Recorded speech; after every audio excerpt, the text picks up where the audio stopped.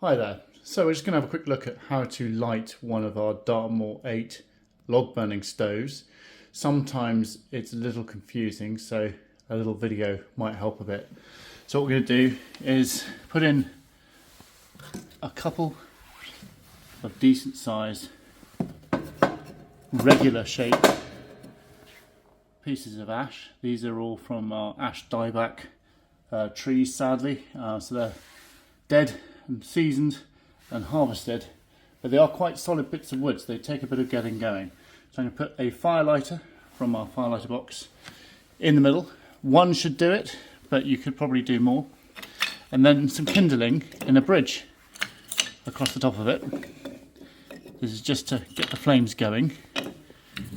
And then from the log basket, I'm going to select a nice fluffy-ish piece of dry wood, so something which will burn a little bit more easily than some of the more solid pieces of timber, which would be harder to get to go. And I'm going to stick that one on top, sometimes bark first, that helps a bit, and then we're going to light it. So let's get that in there.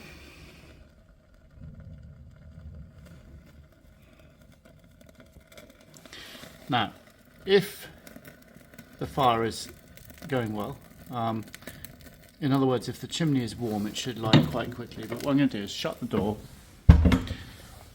and then open the vents.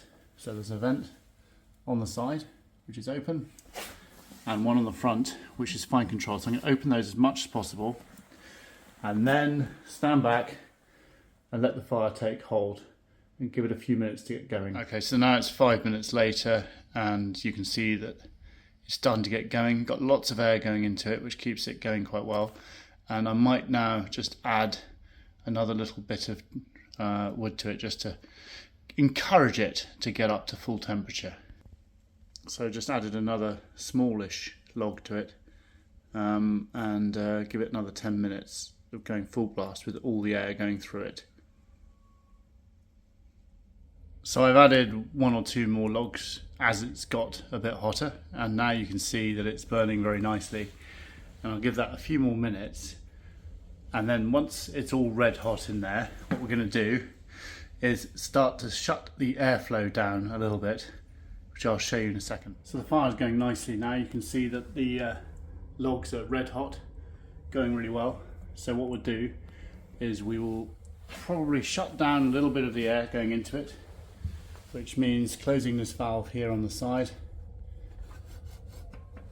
Just shuts it off a little bit, reduces the airflow, and in due course we can close this front fine control to reduce the amount of airflow going through it. That means that you're going to burn fewer logs for much more heat.